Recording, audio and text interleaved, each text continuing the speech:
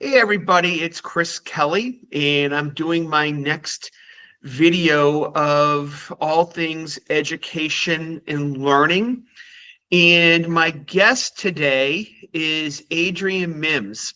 So Adrian founded the Calculus Project, which is a project that's designed to get more students into STEM education from underrepresented communities, particularly Hispanic and Black, but also, students who are from underprivileged backgrounds. So, welcome, Adrian, to my podcast. How you doing today? I'm doing well. Thanks for having me. Well, thank you for being on. This is going to be a very interesting topic because I've always have had STEM education very near and dear to my heart for a number of different reasons. I've been in education technology for 29 years and have sold STEM products most of that.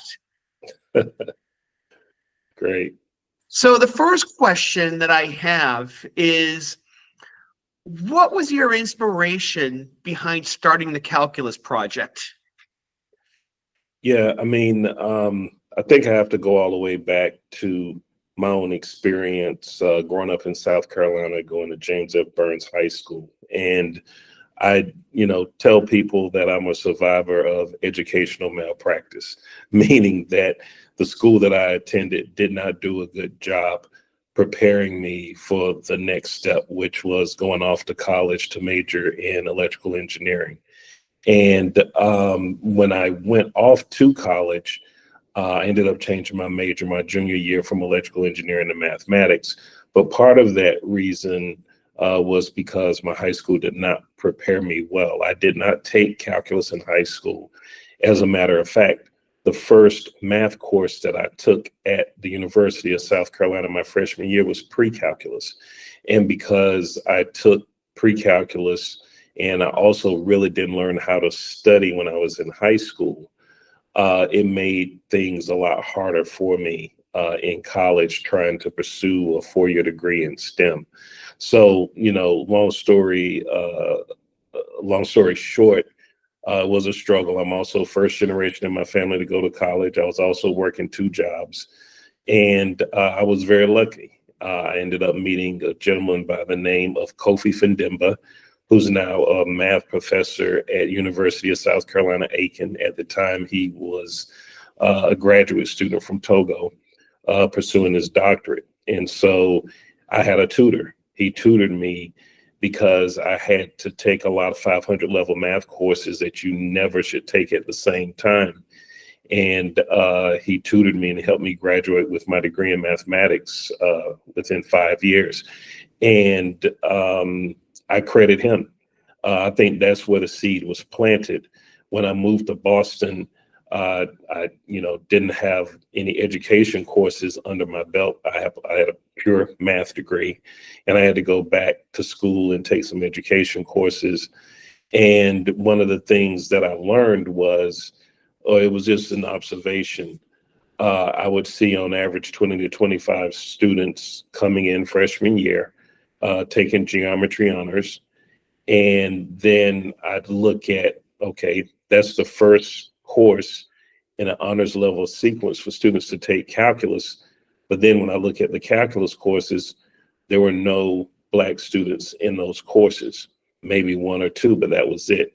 So for me, I thought that was fascinating. And I wanted to know what was going on. How is it that a class could start out with about 25 students who identified as Black taking geometry honors, and then over the course of 4 years of matriculating, there's only one or two, in some cases, none of them left. So that's what started my curiosity, and I ended up going back to school a lot and going to Boston College and pursuing my doctorate. And that's how I got my dissertation, which was improving African American achievement in geometry honors.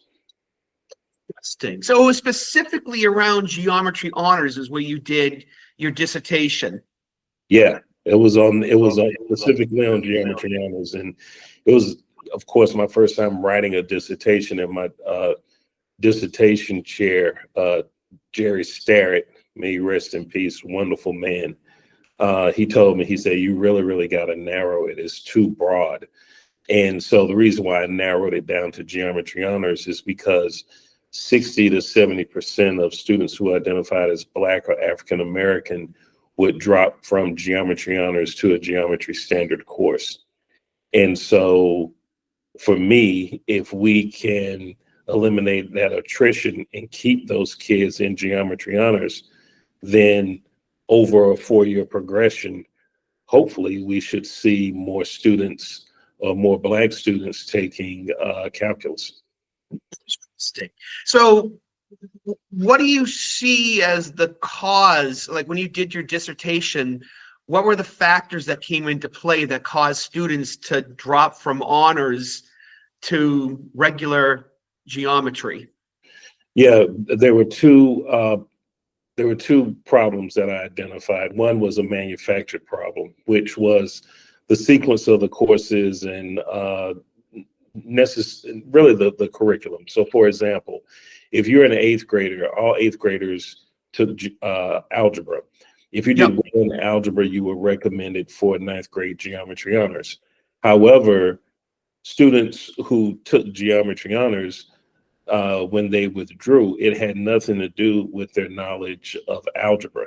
It had everything to do with them understanding how to write 2-column proofs. So geometry honors, it was very heavy in writing proofs.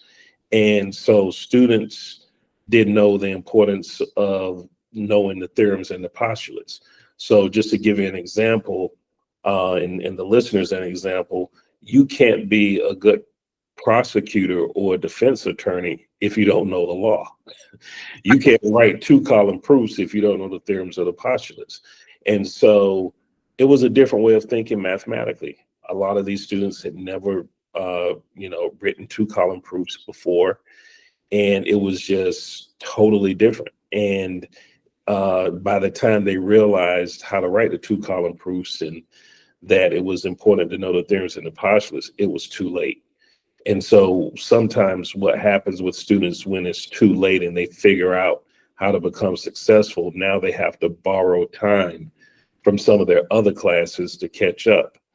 And it's just not worth it. You know, if you're getting a D and you're going to go from a D to a C, but you got 2 other classes where you have Bs and now they drop down to Cs, that's a horrible return on investment, right? And so that was one problem. And that was a manufacturer problem. The other reason that I learned from doing interviews with students was that you'd have on average around 20 to 25 students who identified as Black or African American who were spread across 9 or 10 sections in geometry honors. So sometimes you'd have 2 students who were Black, one student who was Black, or maybe 3 in a section, one drops down. And so they just felt isolated. They felt alone. A lot of those students who were in the classes were friends and they knew one another, and they were just kind of on the outside looking in, even though they were in the same classroom with some of these students. So the research I did, there's a researcher, her name is Signithia Fordham. She coined the phrase racelessness. And racelessness is a phenomenon where students of color would deliberately underachieve and drop down to a lower level in math to satisfy that social need, that sense of belonging to be with their peers, and prioritize that over scholarship and over learning. So although they could perform at an honors level, it was more important for them to be in an environment that was more comfortable and a sense of belonging. And then there were some students who just didn't realize the importance of the theorems and the postulates. So it was a combination of those 2 things. So for me, it wasn't rocket science, right? Pre-teaching and acceleration, which, that was, I learned that from Yuri Treisman, who was at University of California, Berkeley, who came up with the mathematics workshop, where he focused on pre-teaching and acceleration, but also how students should work in teams to learn math together, right?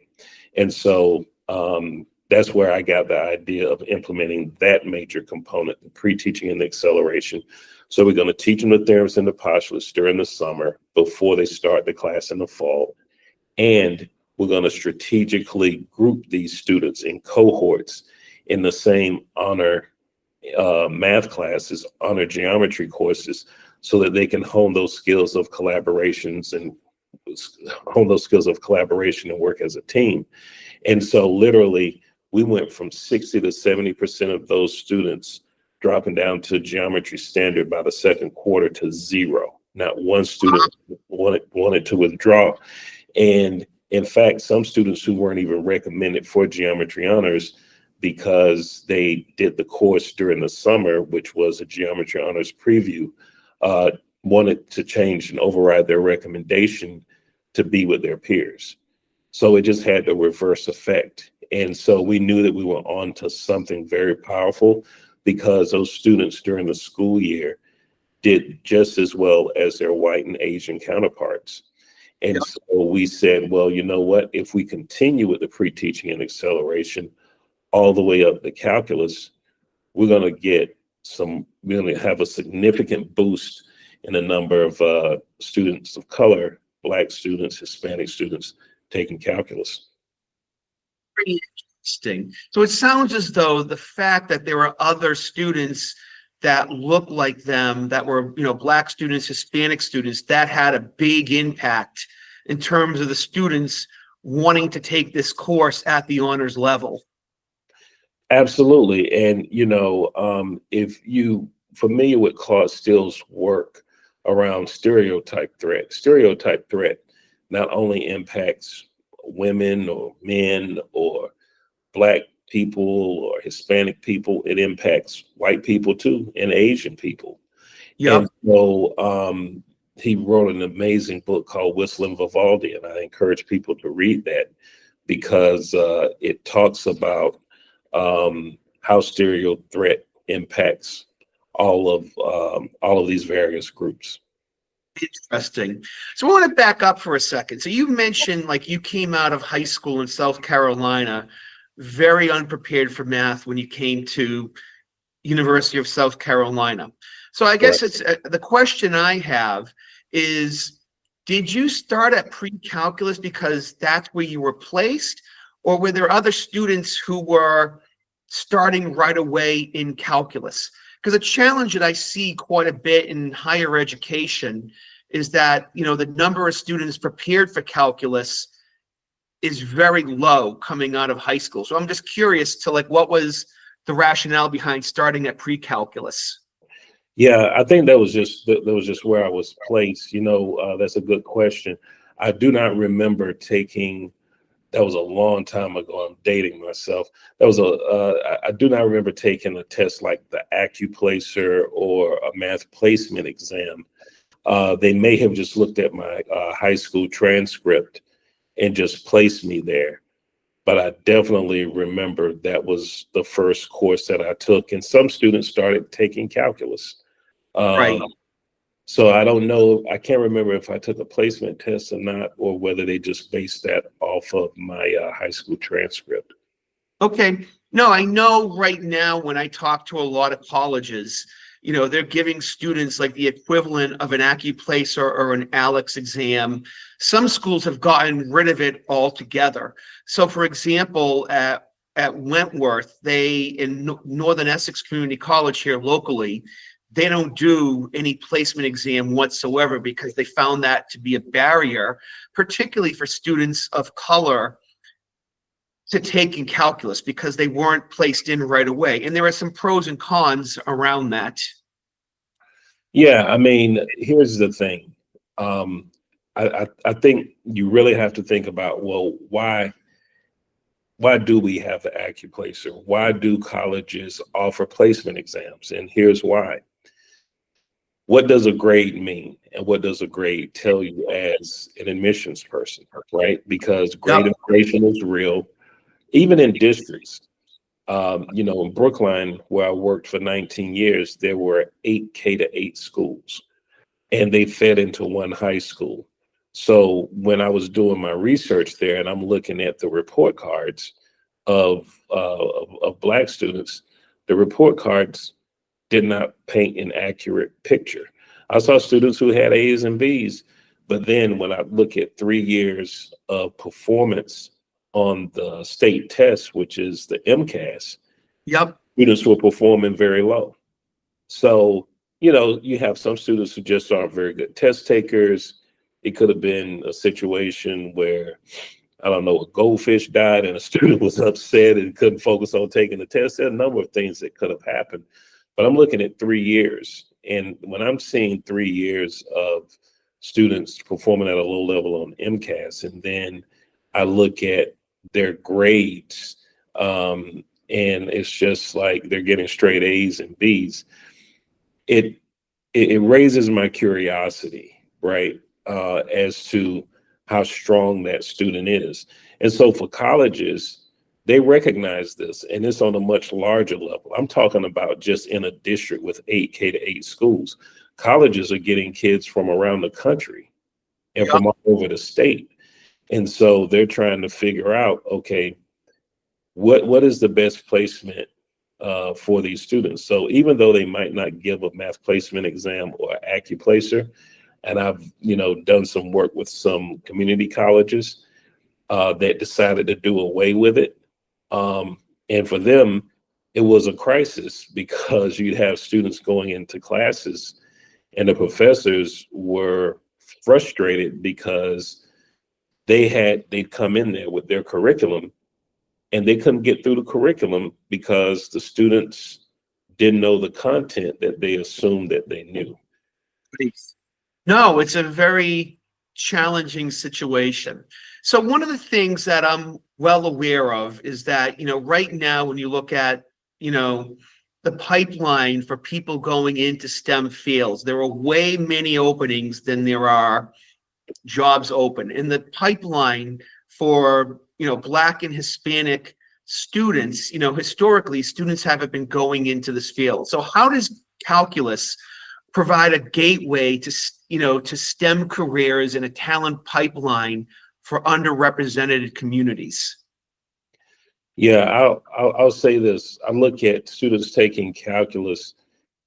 First of all, is beautiful, in terms of mathematics. But I really look at it as a key that unlocks a lot of doors.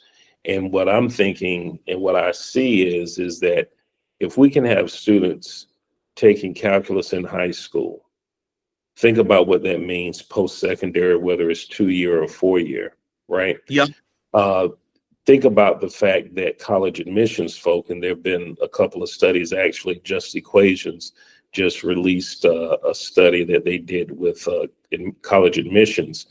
College admissions, they're looking for calculus on the transcript, AP calculus, because for them, that translates into students graduating within 4 to 6 years. And there's some research out there that show that the higher the level of math you take in high school, there's a direct correlation between that and college completion.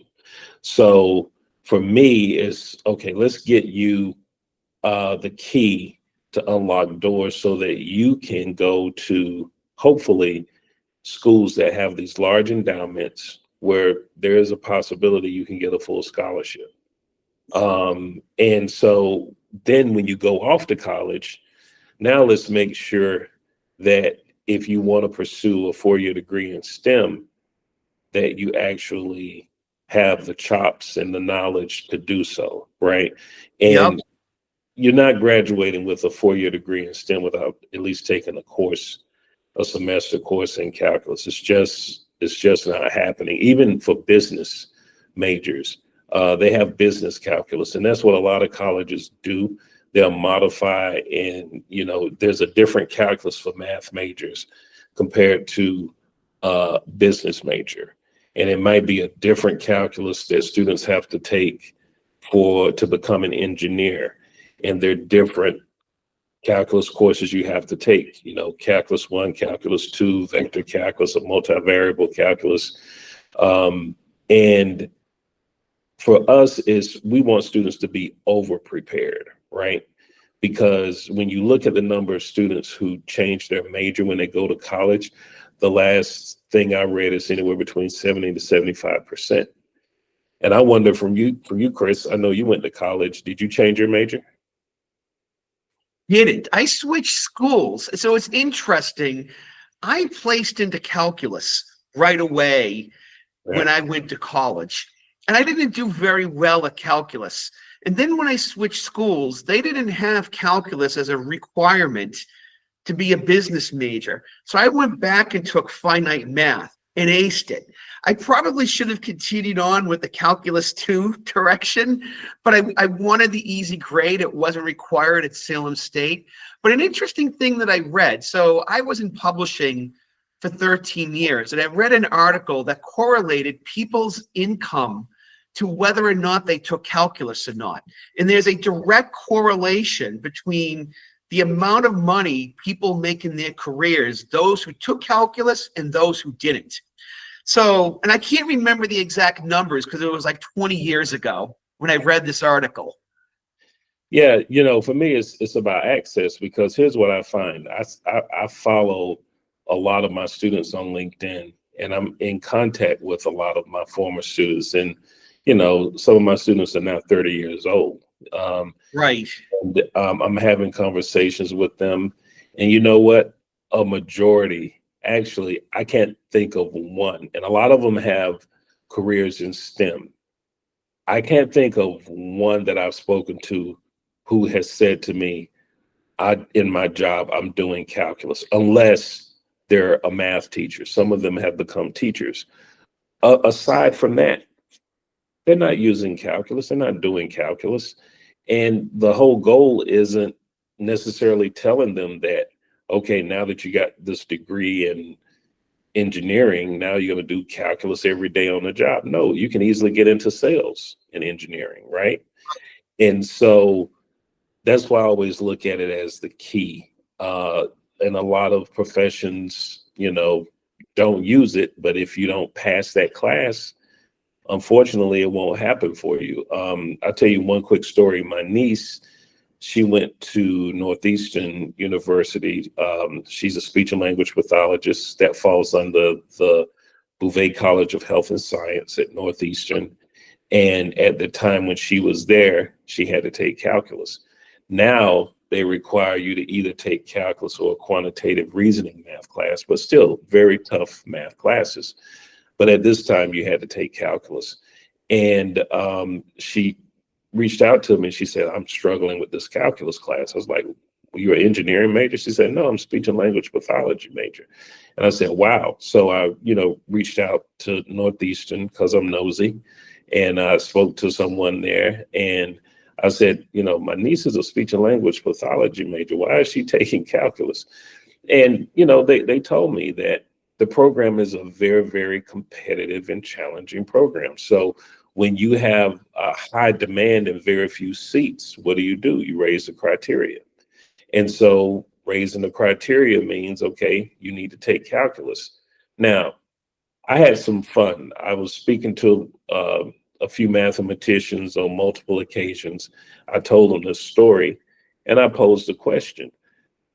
Why do you think someone who's studying to become a speech and language pathologist needs to take calculus? And I mean, I always get a big kick out of it listening to the responses. And I tell them those are nice responses, but they're all wrong. The reason why is because universities, they're using it to sort. Or in this case, they were using it to sort, right? And you know what?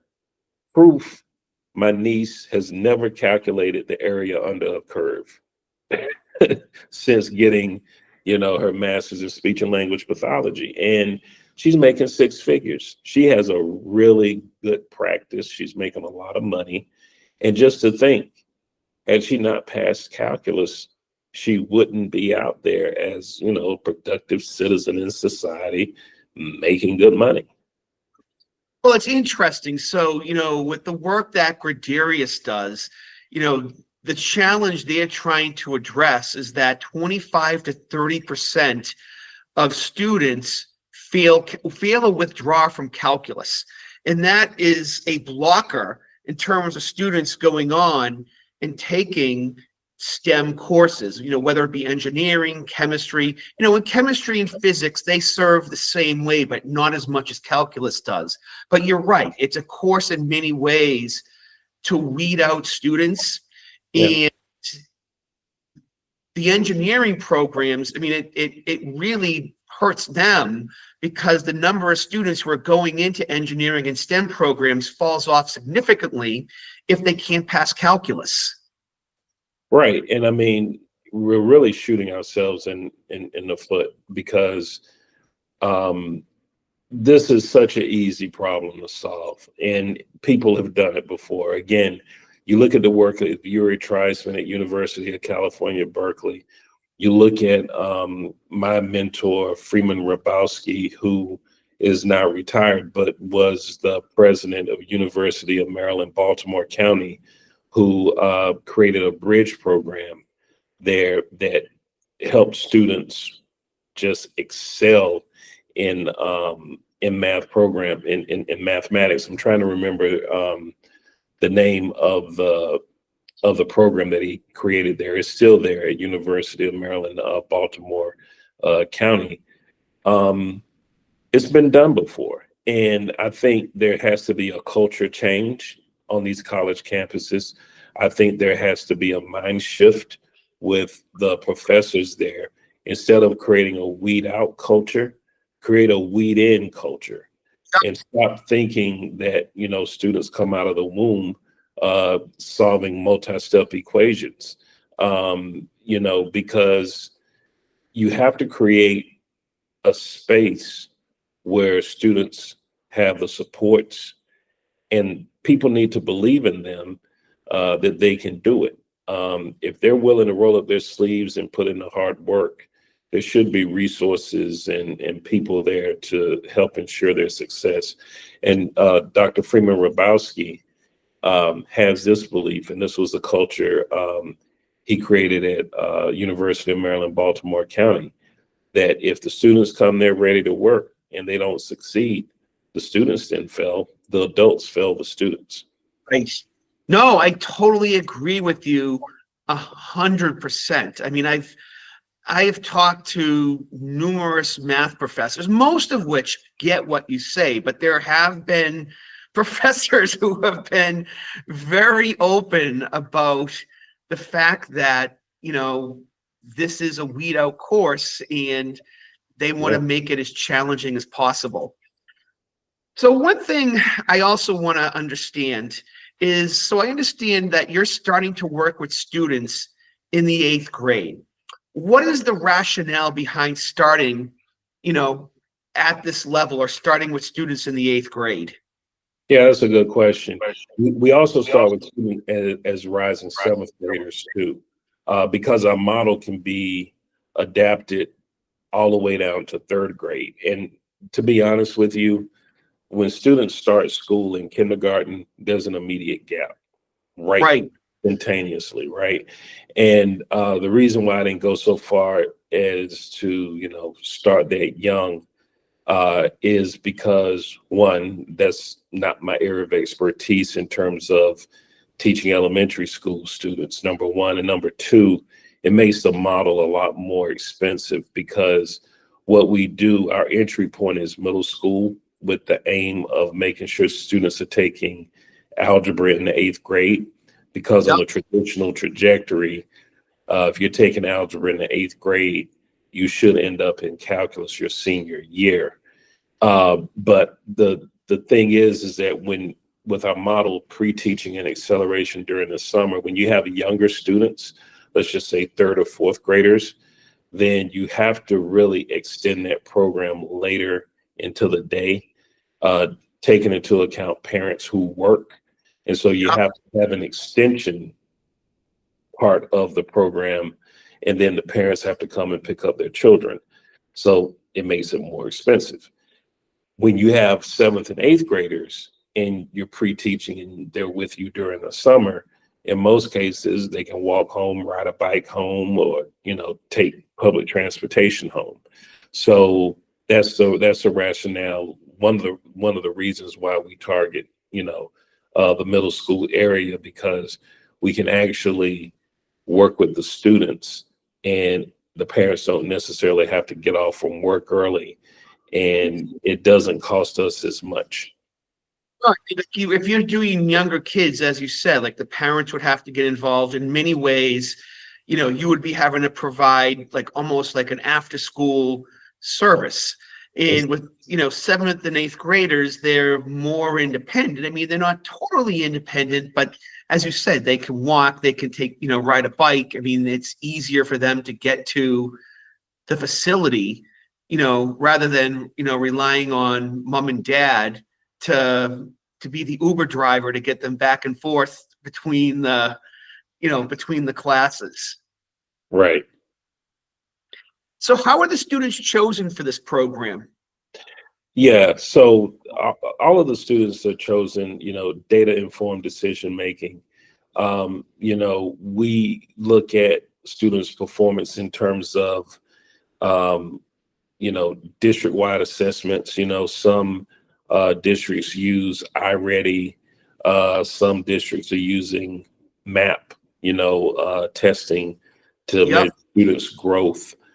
So it can be a combination of looking at iReady, MAP, looking at MCAS scores, looking at the students' grades, course recommendations, recommendations from math teachers, recommendations from guidance counselors. So I know I listed a lot of different criteria, and based on how the district or the school is set up, we work with them to look at all of these different criteria that they're using to identify students.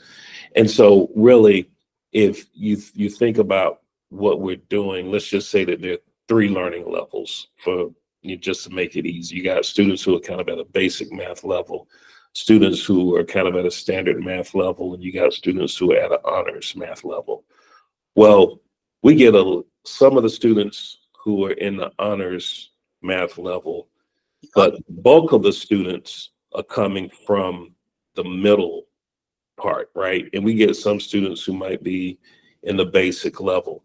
But the thing is that because it's pre-teaching and accelerating, some of those students who are kind of like quote unquote in the middle, they just need some extra time, extra supports to be bumped up to that honors level. And, math teachers use this term when they make course recommendations. They say, wow, this student is on the bubble, right? Yep. I'd like to recommend the student take an honors level course, but I'm going to keep them in standard because I'd rather err on the side of caution. And, I don't want to set the student up for failure.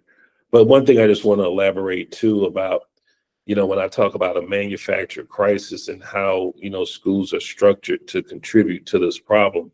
When you think about course recommendations are made halfway during the school year.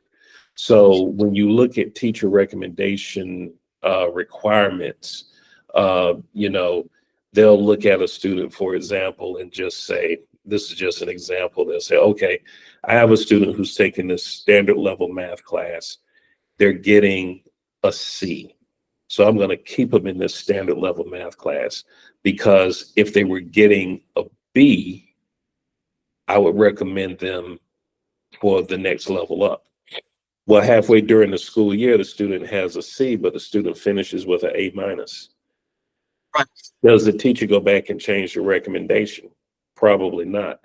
And even if the teacher does make the change in the recommendation, will the master schedule have enough? Will the master schedule be flexible and nimble enough to allow that student to be added to another section? Because sometimes what happens, you have one guidance counselor who's really on it and really conscientious, and then you have one guidance counselor who's probably making bets on DraftKings, and one student gets the seat and the other student gets locked out because the other school counselor was making bets on DraftKings. That's just a joke. I'm not saying school counselors making bets, but I'm just using that, just a little levity to the conversation, but you get my point.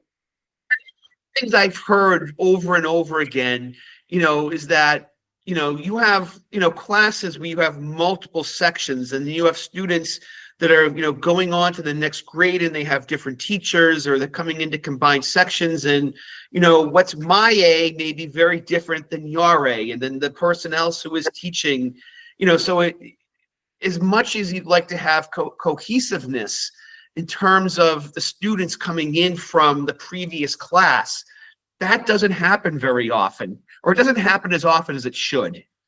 Yeah, you know what? I blame leadership on that because there has to be accountability and there has to be leadership. And I tell people, 50% of what we do in the calculus project and the reason why we have success is because of instruction and a little bit of curriculum. But, this program isn't successful anywhere without good leadership and accountability. And I Yep. think leaders of schools, they struggle with the teachers sometimes.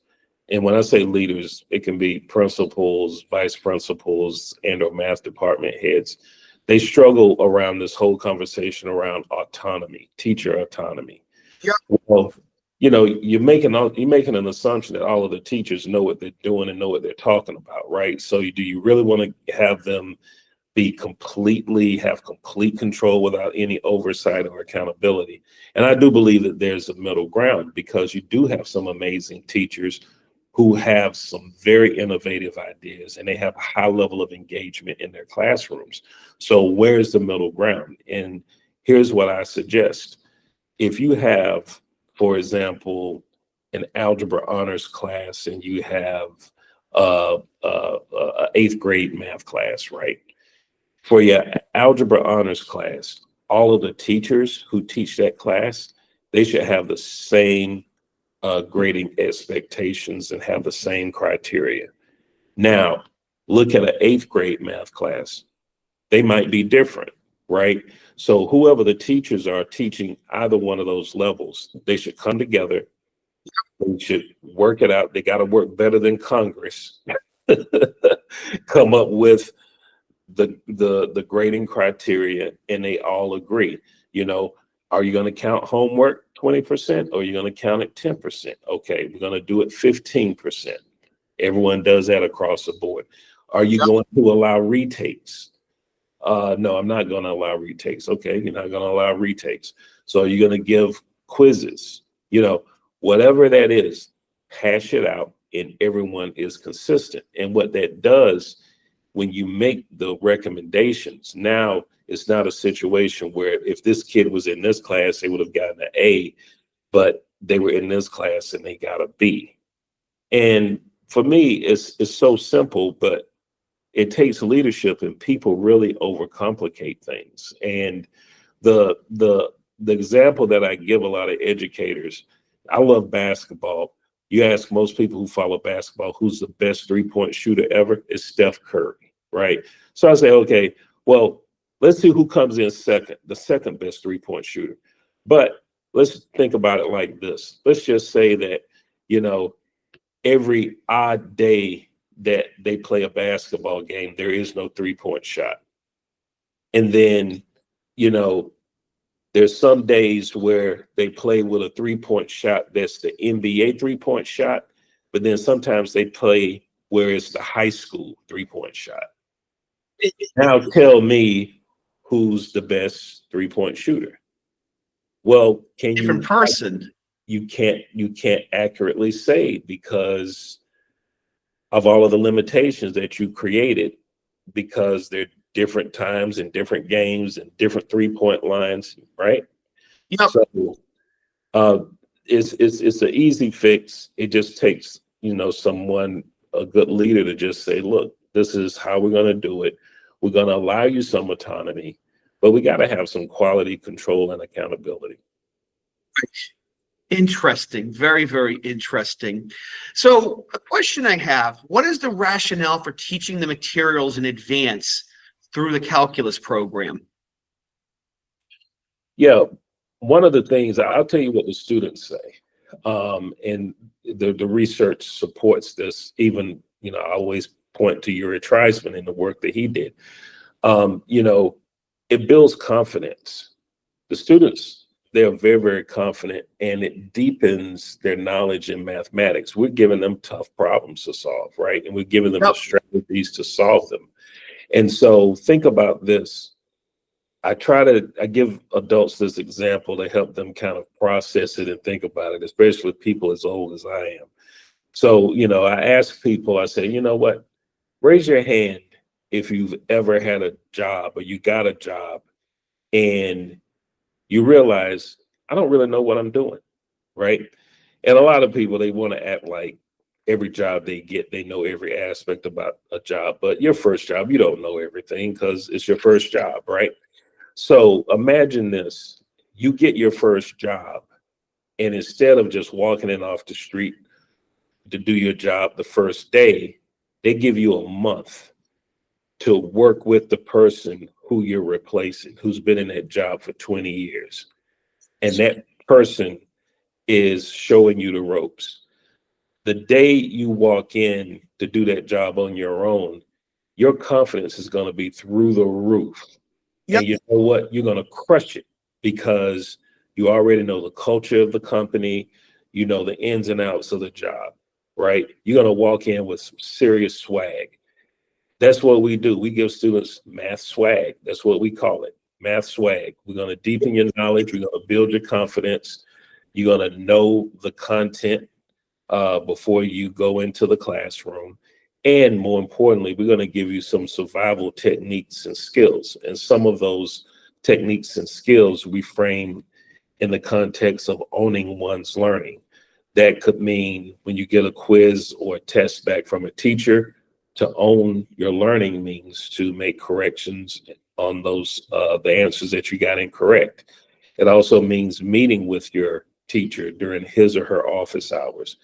It means also studying in groups, learning from one another.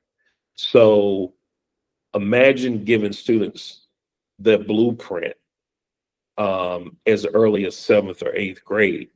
Then when they go off to college, it's just like muscle memory. Wow, I'm in this big college, I'm at the Ohio State in a calculus class with 200 students in the auditorium. I need to make sure I need to meet with my professor. I need to find out his or her office hours. Oh, I'm in one of the breakout TA sessions. You know what? Now I'm in a room with 25. I need to figure out who's going to be part of my study group or study team. So these are survival tactics where these seeds were planted in these students as early as 7th or 8th grade. These are all the things that I wish I knew, because if you look at Uri Triceman's study when he was comparing how African American students approached learning calculus their freshman year at UCal Berkeley, a lot of them were studying in isolation by themselves. Yeah. That's what I found myself doing. One of the reasons why I was doing it was because I was working 2 jobs, but that's just genuinely what was happening. When you followed Asian American students, they were always studying in groups. Yeah. And so, for students to be successful, it's not just about teaching them to solve for X, right, or Y. You have to teach them some strategies and skills as well. I probably this, I don't know if this is the right term, but like wraparound help. Yeah. Whether it's mentors, whether it's tutoring, whether it's access to office hours, it's not enough. And especially in today's age where we have technology, there's so many more places that a student can go. I mean, I was in college in the late 80s, early 90s, and we didn't have any of the technology. I mean, literally, if you wanted help in math, you either had a friend that you worked with or you went to the math tutoring center. Right. And for me, I went to the math tutoring center and I had Kofi Fademba, Right. Kofi Fademba, Dr. Fademba, he was my gregarious. Yep. And again, you can teach students that the survival tactics. It's up for them to do it. And sometimes our kids do it. They execute the playbook flawlessly. but then some of them don't. And then they realize, wait a minute, things aren't working out the way that they're supposed to. And one of the things I did, I had received a grant. I hired some school counselors to follow students in college right after the pandemic, because a lot of them needed some support. And some of them started to struggle in their math classes. And so we go through a list of questions. One question is, are you meeting with your professor? Do you know his or her office hours? Do you have a relationship? A lot of Yep. them said no. Okay, well, we also told you to identify and create study groups. Did you do that? No.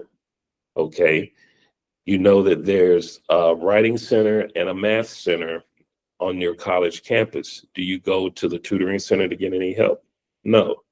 Okay, well, those are reasons why you're not doing well. you, Nice. Yep. you know, Those make a big, big, big difference. They definitely have a huge difference. So another question I have is, Calculus Project, if I'm correct, has been around since 2009. Is that right? yep, that's correct. What have you seen in terms of the long-term outcomes of the students who have graduated from this program? Yeah, I mean, I'll say it's anecdotal, and I'm actually working with a researcher to really track down a lot of the kids and see what they're doing, the ones who I'm not in contact with. But what I will say is this: a lot of our students, there was an article in the Brookline tab where we had our reunion and brought all of the kids in the first cohort of the Calculus Project in Brookline. And all of them graduated from college, and the majority of them, they have degrees in STEM, 4-year degrees. Yep. A lot of our students are teachers now. And I credit our peer teacher program because we recognize some of our students were extremely bright. We wanted to keep them engaged in the program. And so we said, you know what, you're really, really good. We're going to pay you to learn math and teach the younger students math. And there was a young man, for example, who was a barista at Starbucks. And I said, you know what, we're going to pay you to teach students math. And we used money that we got from John Hancock Financial Services through Yep. the MK Scholars Program to pay him. And you know what, he was so good, we registered him and several other students to take the Massachusetts Test for Educators licensure for I think it was either middle school math. I can't remember exactly if it was middle school or high school. I think it was middle school. He passed it with flying colors. And so although he passed the certification test, I'm not going to say he's certified, but all he had to do was go to college and graduate and then take the communication and literacy test, and he'd be provisionally certified. But what that did mean, though, is it's a very, very tough test to pass. And he passed it in high school as well as other students. What that does indicate is that they know that math well, right? And they can test well. And so they're getting the experience because they're doing it in a classroom with a teacher who's certified, who's overseeing them. And they catch that bug. They feel that gratification of knowing that they helped someone. And so some of them, they go into the private sector and work. And some of them, they decided, you know what, I want to go into teaching. And actually right now, we got to get you to the Calculus Project and Leadership Academy at BU. 2 of the women who are working with us were peer teachers, and they're now math teachers in Boston Public Schools. Interesting. But it sounds as though a lot of people really took to the education side of it and are now giving back to the community and imparting the knowledge they got from you and going out to the community to teach students math. It's the best marketing ever, Right. because, and you know what? Think about this. Think about how hard it is to sell to a student. It would have been hard to sell this to me. Hey, guess what? You're going to do math during the summer. That's not exciting, okay? But what we do, we have students tell other students, we had fun. Math isn't bad when you're learning math with your friends. And it's not just doing math all day. We have partnerships with Harvard Medical School, MathWorks. These kids go on field trips. We have what we call the PRIDE curriculum, where students learn about the contributions of STEM professionals of color, and that's a living curriculum. We just added A Million Miles Away, the story about a migrant worker who actually became a NASA astronaut. I mean, Yep. think about all of the lessons around creating a growth mindset that students can learn from that. So it's not just, sitting down, seat time, doing math all day. We make it very interesting. And the last thing I just want to say too is that one of the things that the students really, really appreciate is the fact that every single summer, at the end of the summer of each session, we have a huge celebration at the end. And you got students giving speeches on behalf of their class that they were in. We invite the parents, they get certificates of completion. And so what we really want to do, we want to destroy any notion that learning math during the summer is negative. Because when you think about summer school, most of the adjectives that people come up with are very negative and punitive.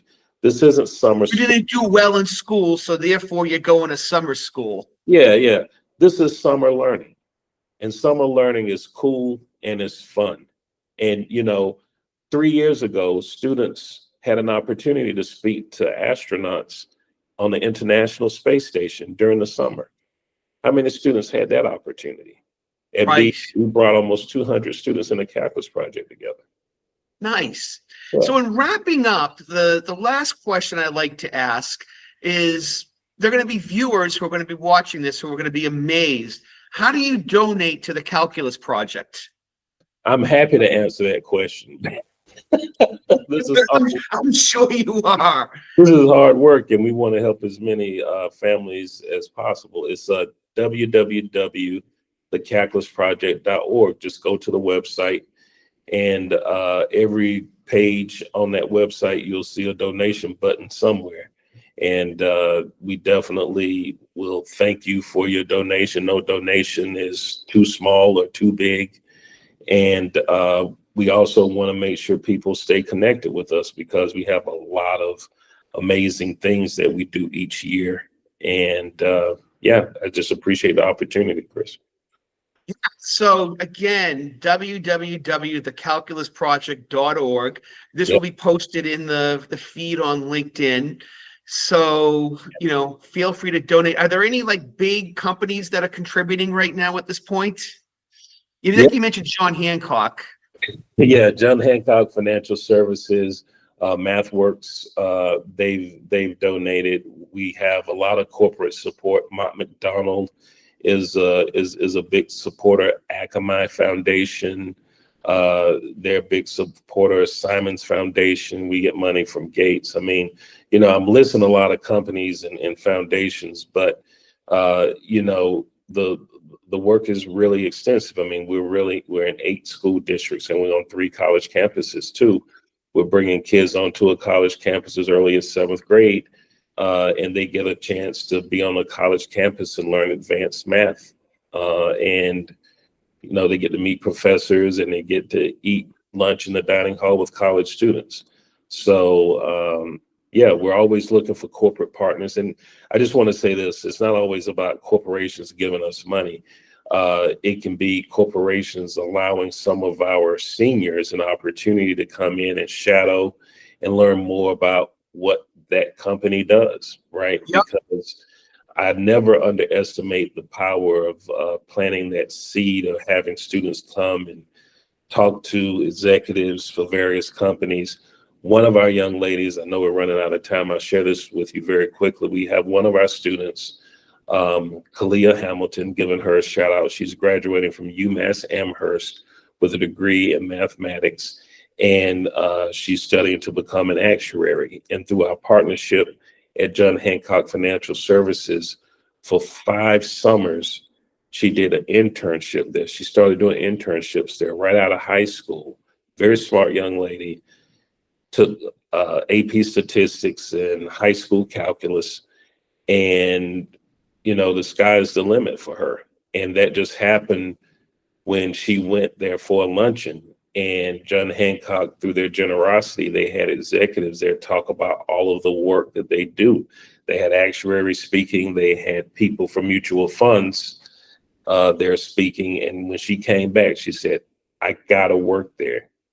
And that dream was able to come true. And so those are the stories that I love to tell. Great. Well, Adrian, thank you very much for being on the call today. I appreciate this. Look forward, if anyone has any comments, please post them in the comments section, and then we'll go from there. All right, sounds good. Thank you. Thank you.